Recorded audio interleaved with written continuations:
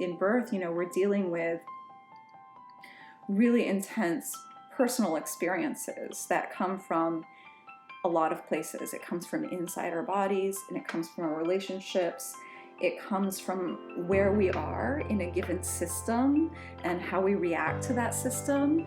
When we're working with people, the problems or successes that they have in birth are really ultimately related to those things, not to their cervix. Yeah, exactly. Not to breathing technique. That's the way that birth happens, and that's also the way that people's lives happen. A cesarean birth is not more in control, but it feels more in control. Yeah. That's a truth, that hospitals make more money on cesarean births than they do on other kinds of birth.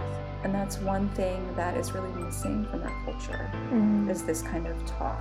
This is a sidetrack. But there are people who don't experience pain in childbirth. I know. There are. But two things about that. Number one, real talk, it's really rare.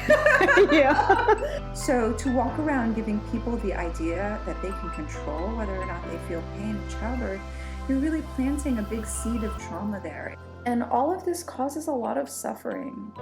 This is a very suffering place to be. And how is that helpful to anyone? Why is it so important? It's a huge stopping point. It's just that the way that you experience that event is going to echo. In fact, the postpartum period is the rest of your life. It can be helpful and interesting and healing to think about larger understandings.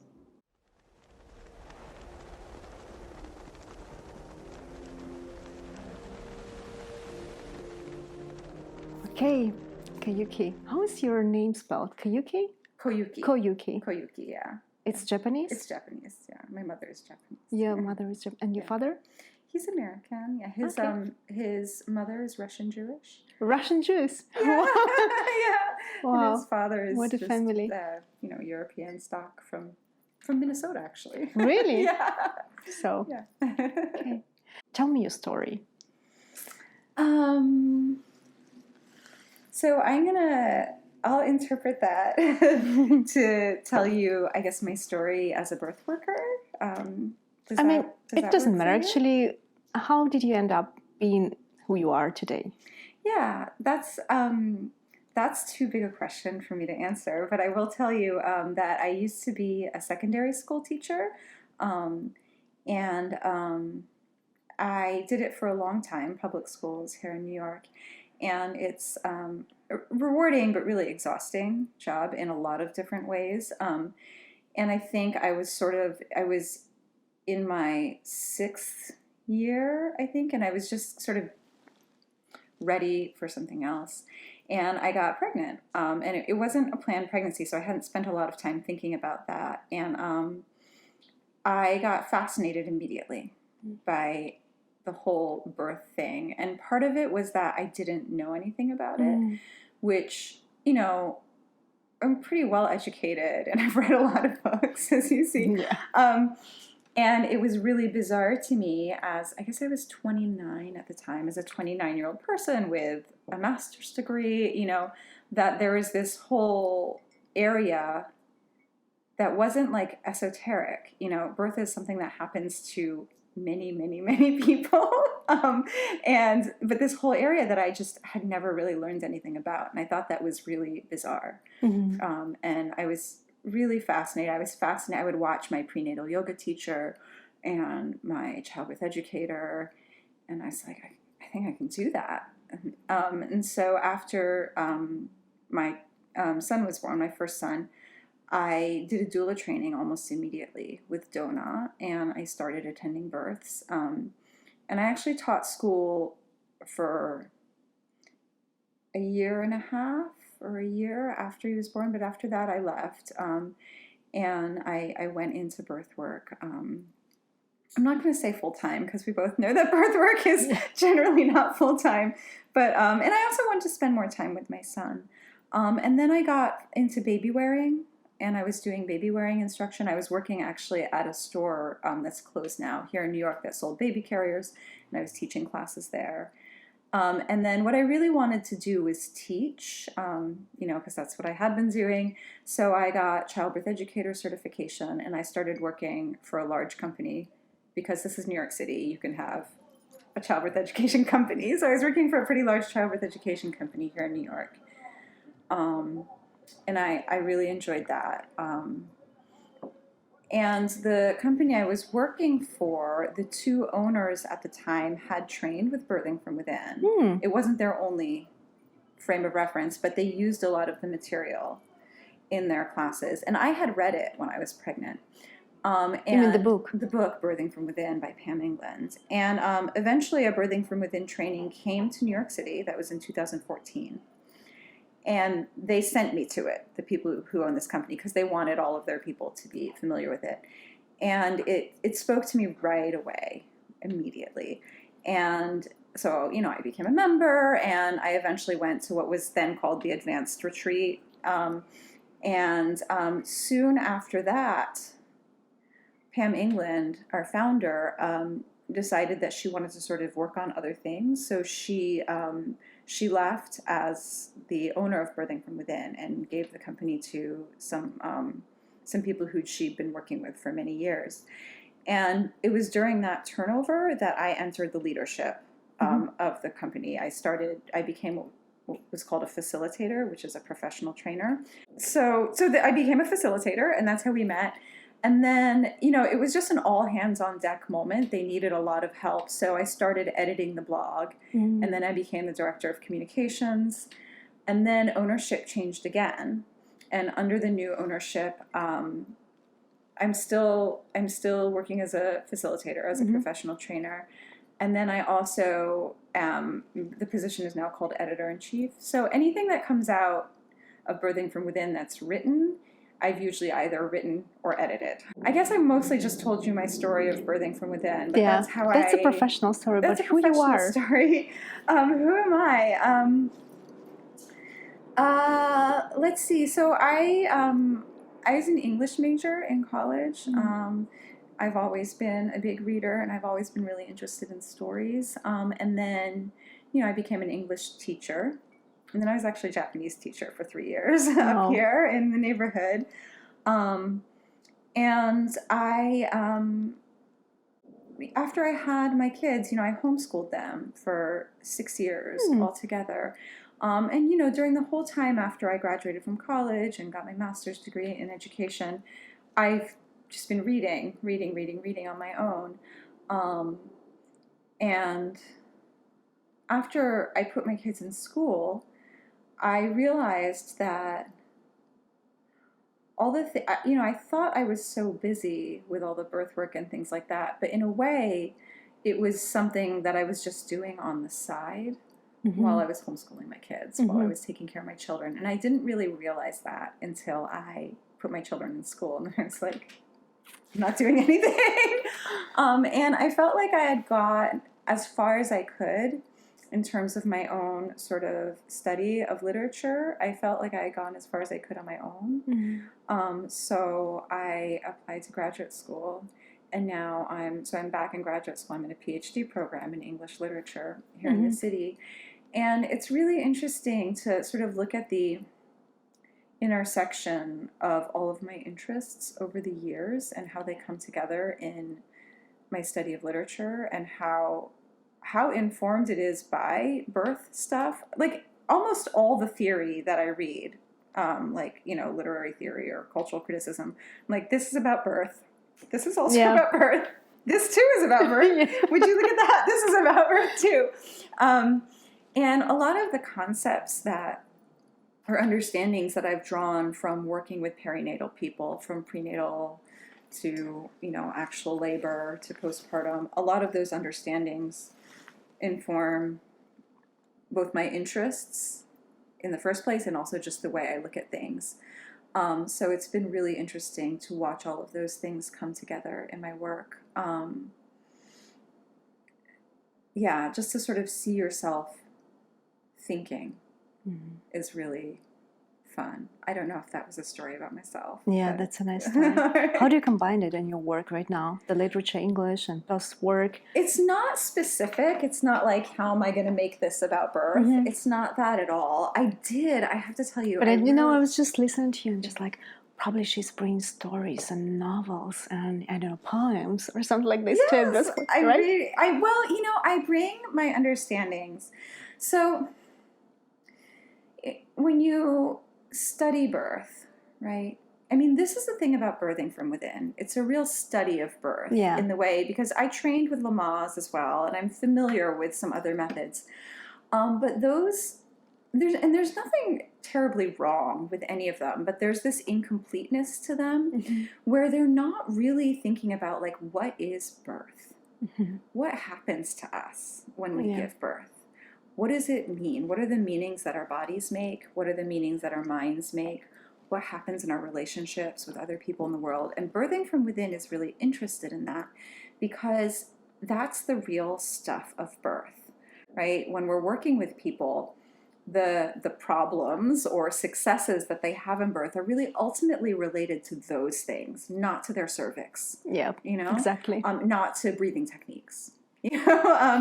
So we really study birth really carefully. And I think even, in our conversations with each other, like the kind that you and I had, and in conversations with colleagues, birthing from within colleagues, it's always these sort of very deep explorations and like, what happens to people when they go through birth and why? And so I have been doing that kind of thinking for so long that I think I really bring that. I mean, I brought myself to birthing from within, and then I've brought birthing from within to my work. I actually, in a paper that I wrote on Parsifal, which is a medieval German, like Arthurian epic, like a courtly epic, actually cited Pam England's, because you look at people's portrayals of mothers and people who've gone through the birth experience, and if the artist, the author, is really paying attention, they're going to register all of these things that we talk about. And you really see that in certain texts. And so I always think about that when I'm reading. But I think more like on the larger scale, something that I think about a lot in my work, in literature, or just as a reader, are questions of coping and navigation. Coping in general in life, you mean? Yeah, how people, so what situations people are in, like what's the problem? And it depends on the text, what the problem is. The scholar Bell Hooks, she talks about, what does she say?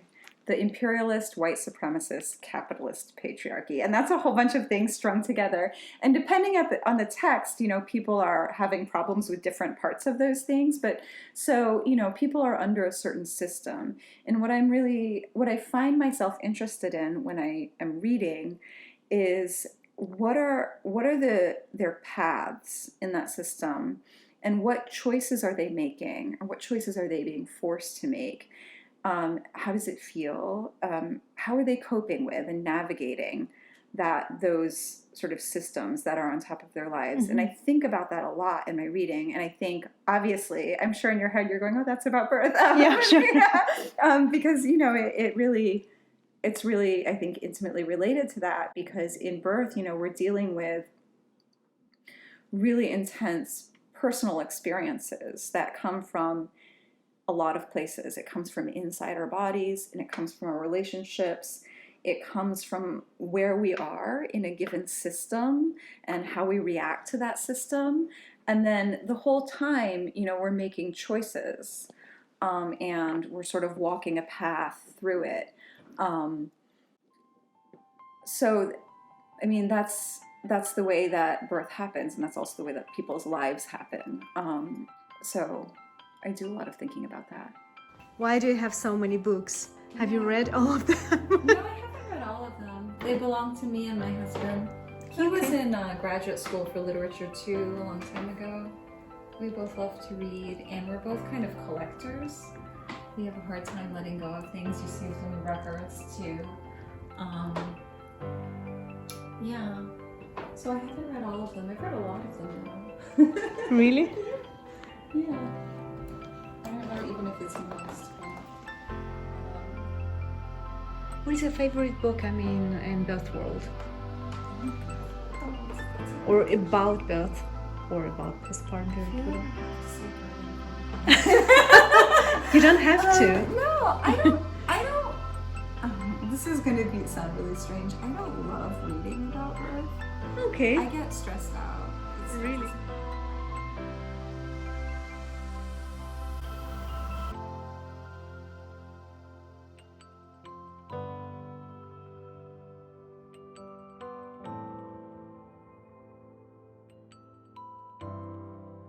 What is the best way to prepare to childbirth then? So here's the thing. Many other approaches to childbirth education are going to give you an answer to that question. They're going to say, study the evidence or learn this breathing technique or work in this way with your birth partner and go to these kinds of classes, right? They're going to give you an answer. And I don't really have an answer for you because I do and I don't have an answer. Here's the thing. We don't know what the birth experience is going to bring to this person. We have no idea. We can make all kinds of predictions. And we do, honestly. As childbirth educators and doulas, we always have the calculator in the back of our head, and we are making predictions, but we don't really know. And we make mistakes sometimes. Yeah, we make mistakes all the time. All the time. Even if sometimes the prediction comes true, how the person feels about it, that can be the total opposite of what we had thought. Or vice versa. Mm-hmm. So the thing we predicted doesn't happen, but the way we predicted they would feel does. Mm-hmm. There's this funny mismatch, right? Anyway, so I can't say like one specific thing. And I don't think it's foolish to learn information and pursue information. Of course, you want to know what your midwife or doctor is saying to you. You want to know what the words mean. And I also don't think it's foolish to pursue certain strategies, like bodily practices. That's not stupid. It makes sense. But at the same time, it doesn't get to that essence of birth, which is the fact that nobody knows what's going to happen. And while it's happening, nobody actually knows what's happening. Everyone is making guesses. Your nurse is making guesses. Your midwife is making guesses. Your doctor is making guesses. Everyone is guessing. Nobody actually knows, including you. And this is a really crazy thing. So I think the thing that we really want, I'm not sure if this is what I would say, because this is a tricky thing to say, because what does it mean? But the thing that we really want is to prepare for navigating the unknown, prepare for navigating the unexpected, and prepare for navigating intensity. Mm-hmm. And prepare to not be in control. These are the things that are really important. So I don't know if I would say that directly to a person, because what does that even mean? Mm-hmm. Right? What would that person do with that? Right? If you were the pregnant person, you like, Koyuki, what do I do? And I said, listen, prepare for the unknown. You're like, oh, thanks. That's really helpful. How? But how? But that's what birthing from within, we're always trying to answer that question, is how do we prepare for the unknown? And we have all kinds of ways that we try to get at it. We do art processes. We do things like the labyrinth. We do embodied processes that might look like things that other birthing techniques do. Like we do breathing stuff. And we do storytelling.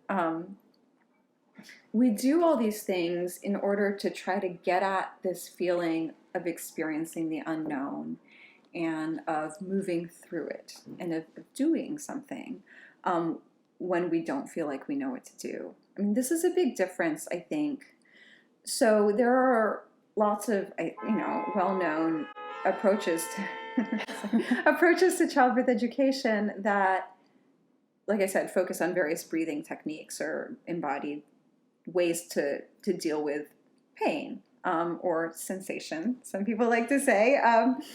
But I don't have anything against pain. No. Well, of course we have something against pain.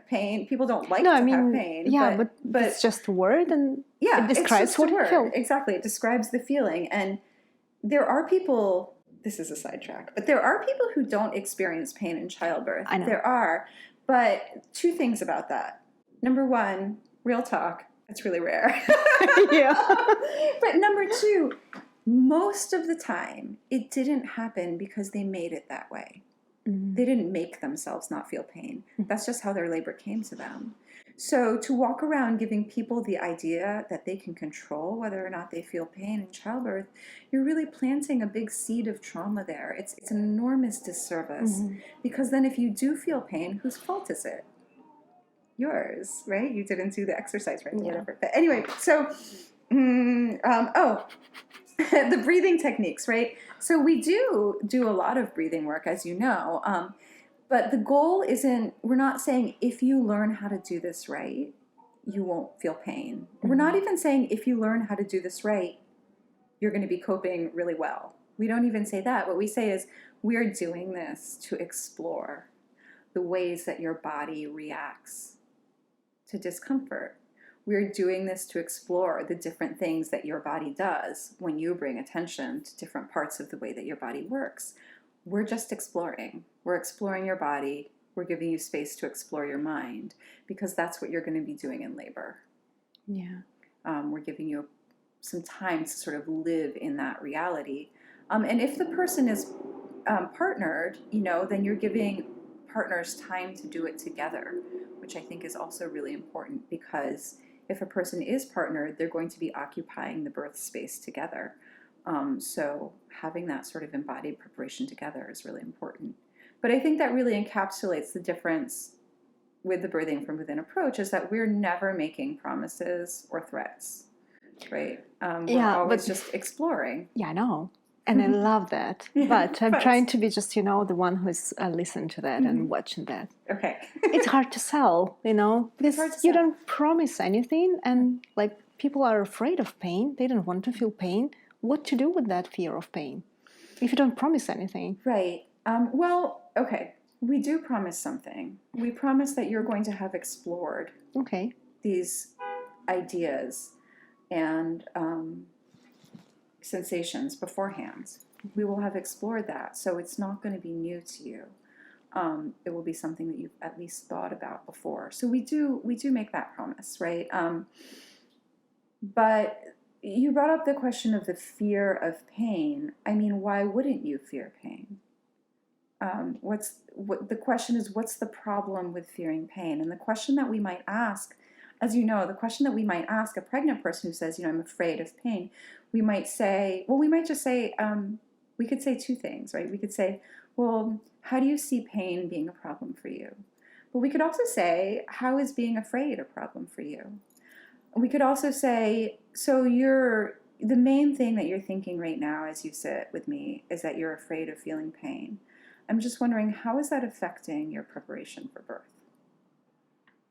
So just dig a little bit more, and not to solve it, but just to look at it and understand it. And it sounds like a stupid question, right? How is pain a problem for you? But as you know, you'd be shocked at how different the things are that people say. Yeah.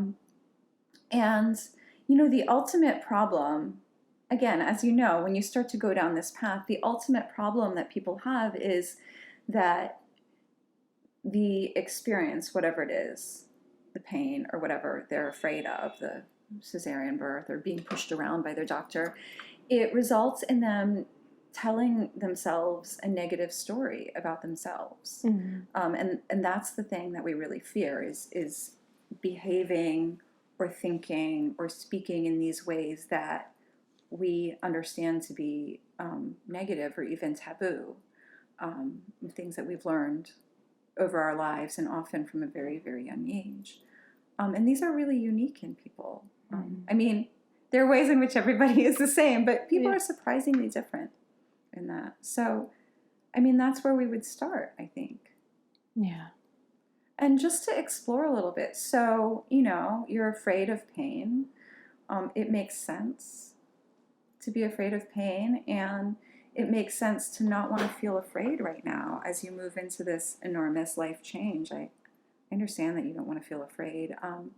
And maybe we can talk about ways that, you can cope with pain if your labor comes to you with pain, which is relatively likely. And we might also just think a little bit about how it might feel if you feel like you're not coping.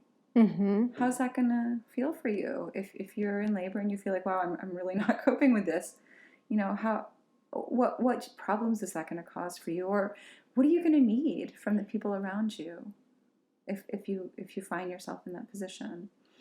And I think asking questions like that is, first of all, it's just more interesting for everyone than getting caught up in this, I want this, I don't want that scenario. And that also can hypnotize the doula or the childbirth educator, right? The client can hypnotize themselves into thinking, if I do feel pain, it'll be a problem. If I don't feel pain, then my birth will be a success. Sort of hypnotize themselves. But they can hypnotize us as well. And we can start to really think in that framework. Like, my goal as a doula is to make this person not feel pain. My goal as a childbirth educator is to make it so they can do things that make them not feel pain. And if you set up, whether it's the client themselves or you as the birth worker, if you set that up, then you're immediately putting everything in a success-failure framework. And how is that helpful to anyone? Given that we don't know what success will actually look like, and given that we don't know how to reach it, how is that helpful? Why do you think birth is getting more and more medicalized nowadays? I think that's just your opinion. Really big question. Yeah, I know. And I have to say, I'm not convinced that it is right this very moment. I think there's a lot of discourse going around where people are, the cultural discourse about it's different off a little bit. in different countries. Yeah. Because I came from Cyprus. Right. And Cyprus is the most medicalized country in Europe. Really? Because when I started to work there almost 6 years ago, we moved to Cyprus. And I was living there for 5 years. And first it was 58% of cesarean birth. And after 5 years, it's right now 63% of all the births. Yeah. So it's like, I'm helpless. Of course. Okay, it's just the medicalized culture. Well, so let me back up. I just want to I guess I just want to give a shout out to. I want to give credit to the fact that things like home births, water births, midwives, birth centers are highly visible now in a way that I think the United they States. weren't. In the United States, sorry. In the United States. More than they were even when I had my first son 15 years ago. And doulas are. Doulas are, you hear people refer to doulas on television sometimes, which 15 years ago, never. So there is that current in the discourse. How much that's affecting what's actually going on in hospitals, I'm not really sure. And I will answer your question, but I just want to note that I stopped actively attending births several years ago.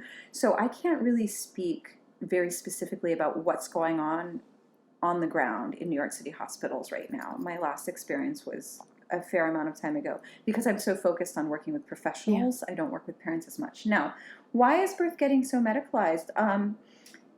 I think there are so many big structural reasons. I would say that, the positive intention of the medical system and of the doctor, any individual doctor, the positive intention is that, well, there's a few different things, but they know how to perform a cesarean birth. They don't know how to birth your baby. They know how to perform a cesarean birth. And everybody feels comfortable doing things that they're in control of. And it feels safer, even if it isn't. This is a highly generous reading of it. But I think, a doctor who has worked in medicalized birth all through medical school and, all through their internships and their residencies, and they've only ever been in medicalized settings. They've been in hospitals where the cesarean birth rate is 30% or above, always, their entire professional life. They're going to feel real safe with cesarean birth. It's going to make them feel safe. And it's going to make them feel safe on their own behalfs. Like, I'm not going to get sued because now I'm in control. I can control what's going on here, and it's going to make them feel safe on your behalf, right? Like I can control what's happening with this person if I can get my hands on them. Whereas if I'm just sitting here watching them like scream or not have any cervical dilation for 8 hours, what can I do? So that's a highly generous reading of it. But I think at bottom, it's kind of true. Yeah. The system is pushing towards things that it seems like are more in control. Now, you and I both know that a cesarean birth is not actually a more controlled kind of birth than a physiological or non-cesarean birth. Yeah. There are lots of arguments over what to call a non-cesarean birth, and I hate to say non-cesarean because it defines it by cesarean, but some people say physiological birth, some people say vaginal birth, some people say genital birth. But you and I both know that a cesarean birth is not more in control, but it feels more in control to the people who are doing it. And then also, I mean, there are these huge systems in place where cesarean birth, and this is less generous, but probably true, cesarean births cost more money. Yeah. And the hospital can bill more to the insurance company.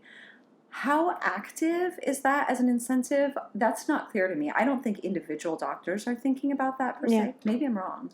But that's a truth, that hospitals make more money on cesarean births than they do on other kinds of birth. Doctors too. Doctors do too. I talked to a midwife who works in a hospital in Minnesota, and she said that the one who's catching the baby getting 70% of what is paid for the birth, and 30% for prenatals, and for sure when there is a change in shifts, more cesarean births happens because they want the money. Right. And even if they don't, they're not thinking that. Yeah, sure. I think it operates. It's just how the whole thing is a push towards that on so many levels. And I mean, the thing is, if we put birth aside for a second, leave birth aside, what do we go to a doctor for? We go to them to do doctor stuff. And right now, doctor stuff is drugs and procedures. That's what doctor stuff is. So, I mean, in a way, if we're going to a doctor and saying, I want you to watch me go through this event and do none of your stuff, I mean, right, I think they're just doing doctor stuff. And that's what they're there to do. And I think, so the medical system as it is right now is a little bit of a mismatch with birth because of that. Because the likelihood is, this is not 100% by any means, but it's relatively likely that any given birth is not going to require any doctor stuff whatsoever, except for the most basic of like listening to fetal heart tones, maybe a little bit. Maybe taking blood pressure of, the parents to make sure that things are okay. So it's doctor stuff. Right, so we're going to a doctor and we're saying, we're giving birth, and they're like, okay, I'll do my doctor stuff, and that's what it is. So I think those are all reasons that for this medicalization of birth, and it's all pretty logical. Like it all makes sense from a certain point of view. Of course, you step aside to a certain different point of view, and suddenly the whole thing seems totally insane. But I think it's helpful to look at it from the point of view from which it makes sense, so we see why it's happening.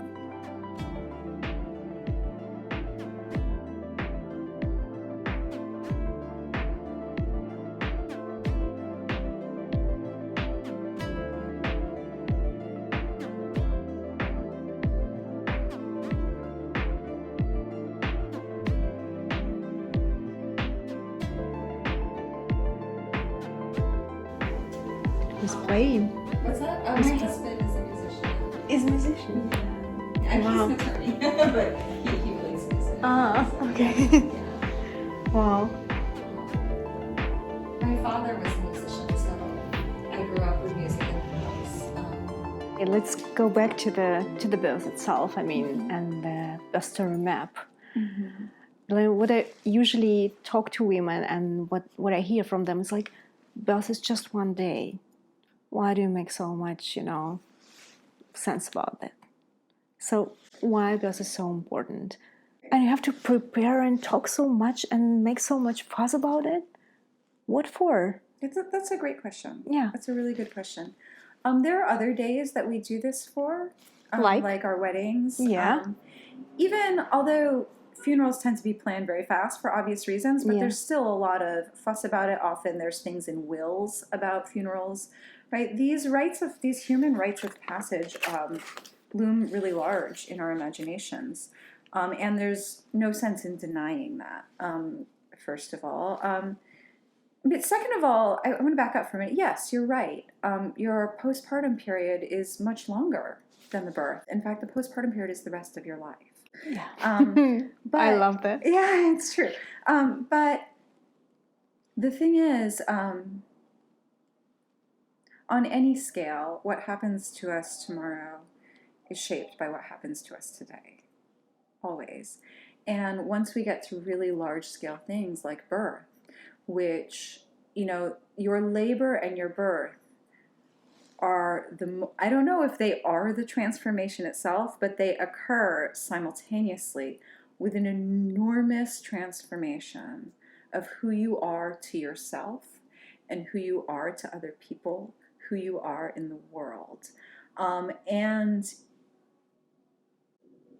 you will associate the events of your labor and birth with that transformation. Always. We can argue about whether they're actually connected or not, but you will always associate it, and your experience of birth is going to shape your self-perception and your relationships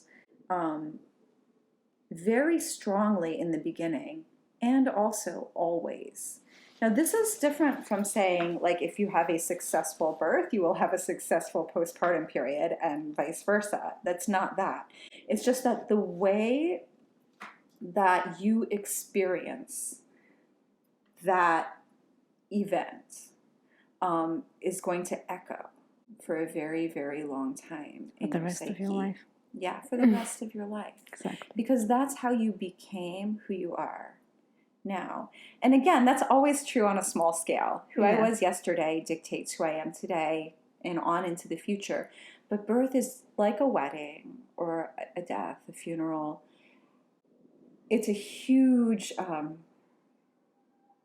stopping point, right? Yeah. It's a point that we can all look at. Because yesterday, May 22nd, we're never going to remember, right? And maybe something really crucial happened yesterday, May 22nd, that I'll never know what it was, like the butterfly effect, right? But the day that I gave birth, that's always going to be like this like volta, this moment, right? And that I refer things back to forever. And is that like a social construct, or does it exist inside our bodies? I think both, and also it doesn't matter because it's true. And that's why. But also, I just want to point out that a parent who says that is also being very wise, and I'm glad they said that, because they're thinking about the rest of their lives. And I want you to think about the rest of your lives. I want you to think about the first few weeks postpartum, first of all. And also, I want you to think about the rest of your life, because that's really what it's what we're feeling for. Because you're going to become a parent. And a parent is a really, really different kind of person from a non-parent.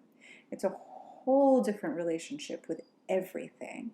And part of leading up to the birth experience, preparing for the birth experience, and part of giving birth is activating or awakening those parental awarenesses, those parental states of being. So I'm glad if they say that. Because that's a smart thing to say. And also, we can't downplay the importance of the way that the actual sort of initiatory ordeal unfolds. Because parts of it you will remember forever.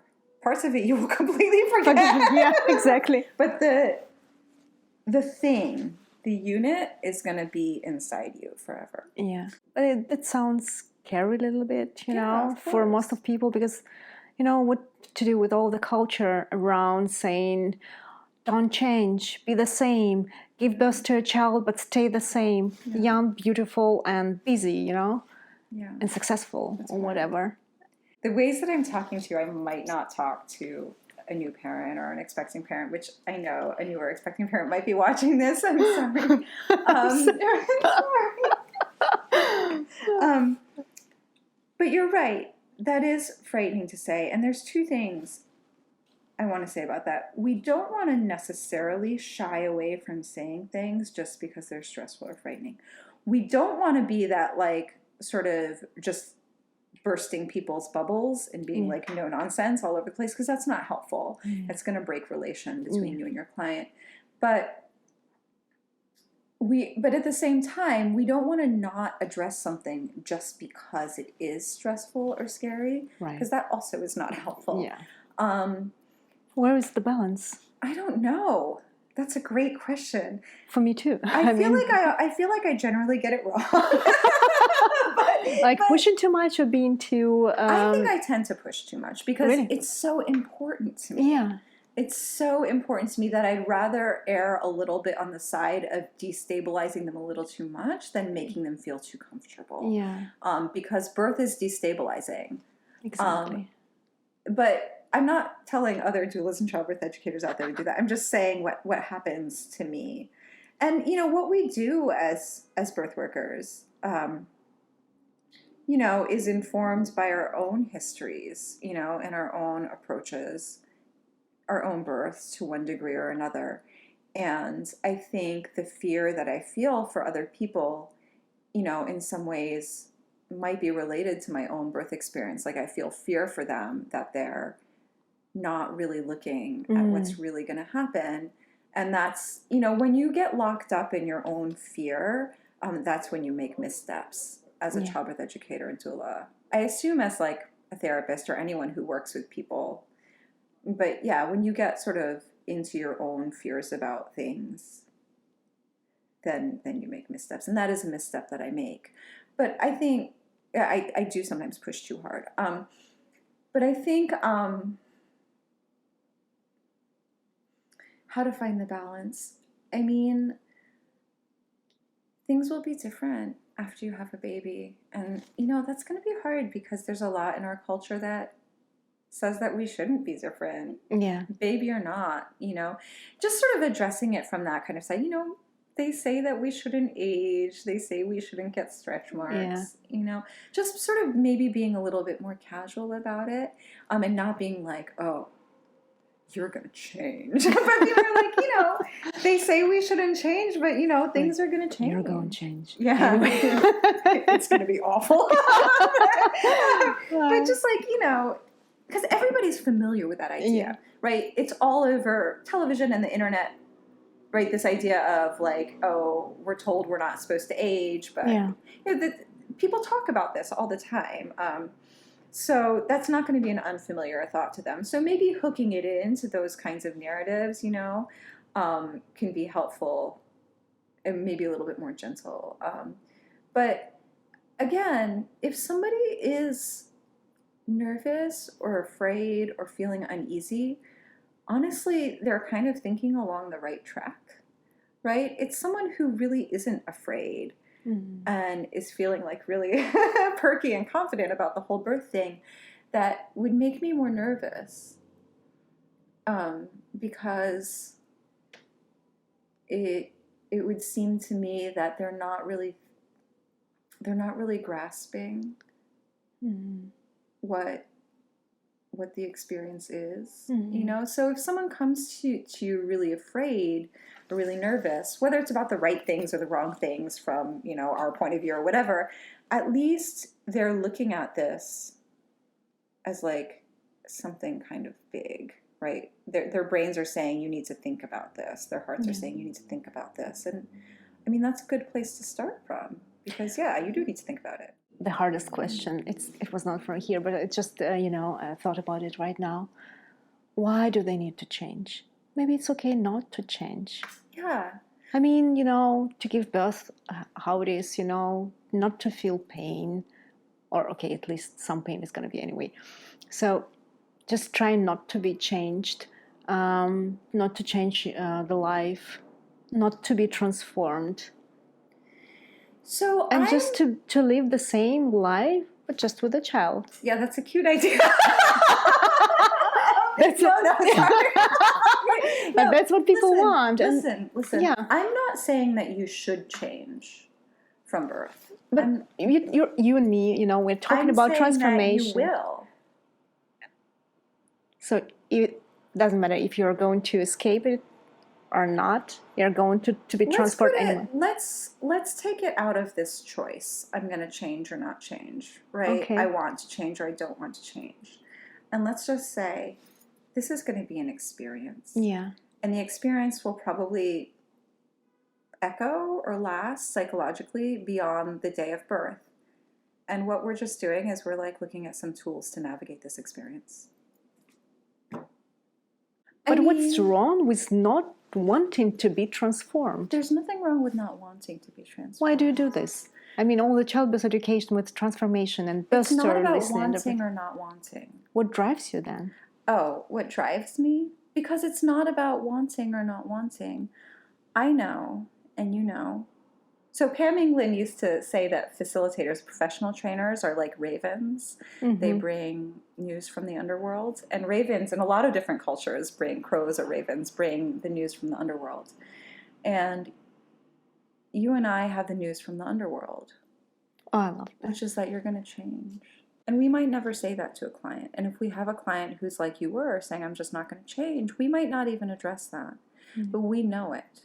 We know it in our hearts. And it's important to know, okay, so I just want to say that I think the reason that this is so important to you is because that was the shape of your experience. Okay. Right? That's why this is so important to you. And that's what I was talking about before when we you're fearing for your clients, right? It's where we get into our own fears, then we start fearing that for our clients. Yeah. And then sometimes we get a little dysregulated as birth workers, which is okay. It's normal. We're people. But it's helpful to be aware of that.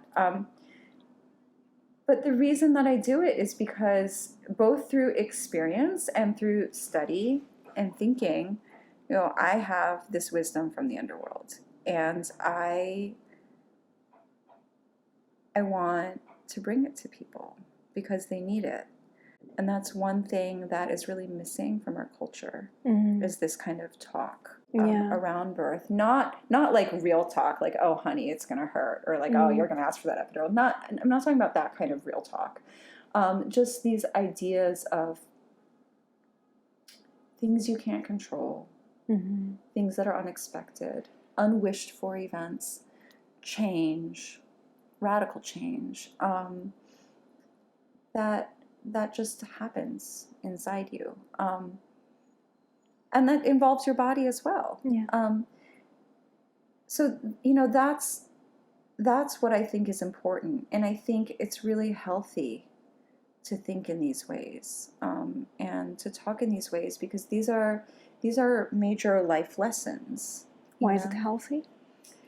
I mean, what is the purpose? Sorry, I know. What is the purpose of what? Of change, of you bringing this wisdom. What is the purpose? Yeah. We have these narratives of control and cause and effect. Yeah. Right? We say, you hear it in postpartum people all the time. They're like, oh, this bad thing happens in my birth because of this. Or the opposite, this good thing happened in my birth because of that. And we have this really strict linear cause and effect kind of thinking. And this always goes to blame.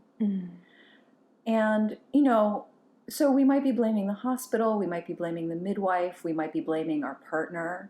But the ultimate blame is always inwardly directed. First of all, there's nothing you can do about that. You can make all the documentaries you want. You can do all the protests you want. You're not going to change what happened to you, and you may not change the shape of it for other people as well. But the thing is, when we have that kind of blame, we're attaching our sense of self-worth and our sense of self, period, to these sort of external conditions. And that by itself it's dangerous, it's dysregulated, because it's located outside of ourselves. And we're also, in a really damaging way, I think, giving ourselves a lot of power. Not like empowerment, which, is good, but telling ourselves that we can control, ultimately, not only the things that happen, but the way we feel about the things that have happened. And all of this causes a lot of suffering. This is a very suffering place to be. And it doesn't lead to larger understandings. And it doesn't lead to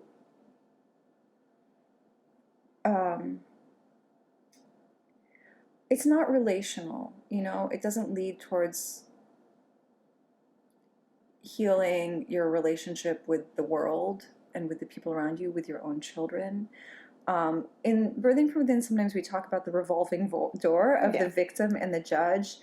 And it's kind of a funny image. The idea is that, the victim is like, just for example, to take a really simple example, my doctor caused my cesarean birth. And then the judge goes, well, you chose that stupid doctor. Why did you do that? And then the victim goes, well, they fooled me. They said they had a low cesarean rate.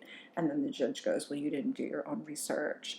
And the victim goes, well, you know what? My husband pushed me to it. And the judge goes, well, why didn't you resist him? Aren't you an empowered woman, right? So, that was sort of a gender essentialist way of looking at it. But that's an example. And you're just caught in this revolving door. And this is enormous suffering. It's awful. And people get stuck in this for years. Every birth worker has had someone like buttonhole them at a party or a cafe, someone who gave birth 15, 20, 40 years ago, and is still in that door. Yeah. And you can't tell me that that's not damaging, right? And it doesn't mean that we have to forgive our doctor or our partner or the hospital or the imperialist, white supremacist, capitalist patriarchy. We don't have to forgive them or say they're good, right? But we have to do two things, right? We have to forgive ourselves for being the person that was harmed. So we're very critical of ourselves for having been harmed. We have to forgive ourselves for being the person that's harmed. And we have to detach our sense of self from the demand that harm be fixed. When I say we have to, we don't have to. You don't have to do anything, but that's the direction that I think we want to be moving in as people. Who wants to be caught in a revolving door? We want to be moving towards larger meanings, larger and more, more capacious, more open understandings of ourselves and our relationships, ourselves as individual people, ourselves as parents, as family members, as partners, as community members, right? Otherwise, we're just trapped in that forever. And a lot of us go into birth work for that reason. Yeah, sure. I know I did too, in one way or another. We go into birth work to help people avoid the experience we had or to help them get the experience that we had often. But, that's not a really strong platform from which to work because we can't control the experiences that people have. It's not possible. So, again, a lot of us start that way, but I think that's why that's not the only reason, but that's one of the reasons that you get so much birth worker burnout, because it's not possible. But if we're telling ourselves it is possible, I can avoid my birth on behalf of all birthing people everywhere, or I can, if I had a great birth, right, I can get my birth on behalf of all birthing people everywhere. And not only that, I can control how they feel about it afterwards, right? Because we've all seen people get the exact birth they said they wanted, and they're totally destroyed afterwards by one or other aspect of the experience. Or they just say, I made a mistake. That's not what I wanted after all. We've all seen that. And how devastating is that too, as the doula? You're like, I did it. I helped her get the birth she wanted, or I helped them get the birth they wanted. And now they're like, this was the worst thing that's ever happened to me. We can't control any of it. And to go in, or we can't control those outcomes. We can not control, but we can offer ways to walk through the experience. That's what we can do. We can offer to walk next to the person, and this is a birthing from the metaphor we use a lot, is we walk next to them and hold a flashlight. Yeah, I love it. Yeah. Just one step ahead. That's what we can do. Yeah, that's what we can do. That's what's available to us. And if we start thinking that other things are really available to us, then we're cruising for a bruising on our own behalfs. Forget about even the client, just for ourselves. It's not going to happen that way. If you could see the future and you knew the outcome, that was possible, then you could be like, I'm going to make that happen. But we don't know what's best for this person in the end. They don't know. They have some ideas, but they don't know. They don't know where they're going. Just like with birth stories, the birth story goes through so many evolutions, and, hopefully with time and support, it sort of reaches a place of integration. But you and I, as birth workers, we don't know what that place is. So we can't just stand behind the person and push them there, because we could be pushing them straight into a hole, right? We have no idea. So we have to just kind of stand next to them and offer these opportunities to look at various meanings. And eventually we hope that it will circle around and around the labyrinth to come to mean something that that becomes a part of that person in if not a positive way, in a sort of in a growing up kind of way. And we can apply this understanding to so many things beyond birth. I'm at the age, maybe you are too, where there are a lot of divorces going on and things like this, these big sort of midlife life changes, and when I listen to people's stories about things like that, I think a lot of these understandings apply. Yeah. If I had only done this, then this wouldn't have happened, or if I hadn't done this, then that wouldn't have happened, things like that. Trying to move beyond those things and to understand that we don't know. We don't know the answer. We don't know what would or would not have made anything successful or not successful by whatever random measure. And that, we have to look at, we don't have to. It can be helpful and interesting and healing to think about larger understandings, to think about the path and walking the what path. you're talking right now, no, for me, it's just the way of maturity. Yeah, it is. It's hard because that is kind of a judgmental word, right? Oh, this person is so immature and this person is mature. Okay, but it's yes. just there is never ending with a maturation, Right. process. So you can be a little bit more mature today, and then tomorrow, and then We're activating complex understandings because we are mature in the sense that you're having a child, and we are the age that we are. I'm 45 right now. To navigate what's going on in an adult life, whatever age you are, when you have a child, you're entering adult life. Even if you're a teenager, you're entering adult life. And to navigate adult life with childhood understandings is not going to work very well. Yeah. Now, I'm not talking about externally. It's possible that it might externally work great, but internally, inner landscape, in our own selves, and then remember, ourselves reverberate out into our communities and our families, and the family is world creation. When you're creating your family, really, whether you have children or not, but especially if you have children, right? When you're creating family, you're creating the kernel of community, and you're creating the world. And from what place do you want to create the world? Yeah. Do you want to create it from your understandings that you drew from your parents when you were 3, 4, 5 years old, 12 years old, or do you want more sort of complex, nuanced understandings? This world really needs a lot more sort of careful, nuanced thinking, I think, than we have going right now. And for me, just personally, I feel that that's the best way that I can make that is to make it in myself and in my family, and when possible beyond my family, you know, in my community, together with you and my colleagues, and my friends. So I guess that's what I think about the sort of the idea of maturity, is that, you know, in adult situations, we need to bring adult understandings. And in the end, I think that reverberates in really deep ways.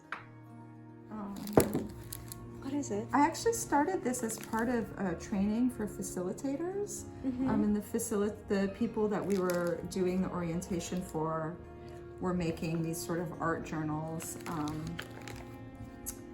And I started doing it as well.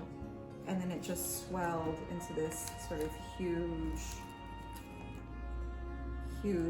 project. Thank you. This one's really fun.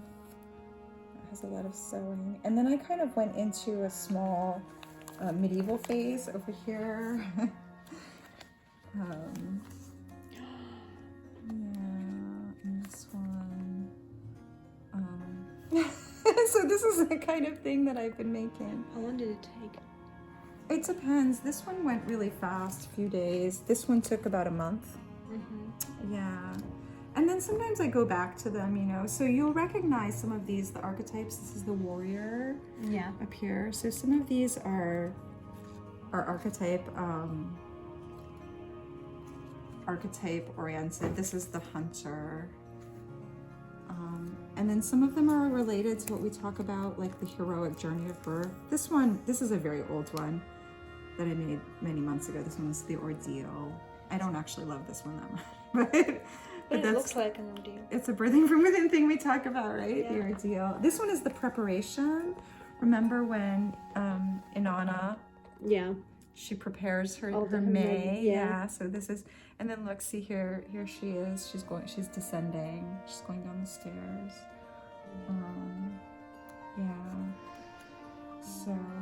So this has been really interesting for me, working in visual art. I never did it, not even as a child. I wasn't a big drawer as a child. I didn't really take art classes. What do you call this book? This is called The Book of the Dead. Of the Dead? It's about navigating the underworld.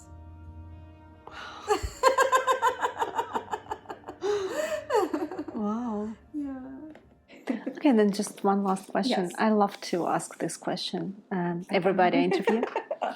If you had all the power or all the magic in the world to change the birth culture today, what would you do with the first step? Just one thing.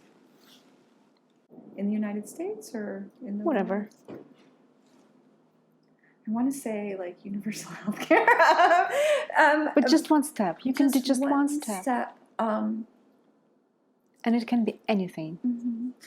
I would have medical training for doctors and nurses. I would have there I think they should be required to witness a wide variety of birth settings. Home, birth center, and hospital. And you know how as doulas we have to like check off we did this many births? I really think that obstetricians in particular, but I think nurses as well, should have to have seen a certain number of a certain kind of births. How many... You mean different birth?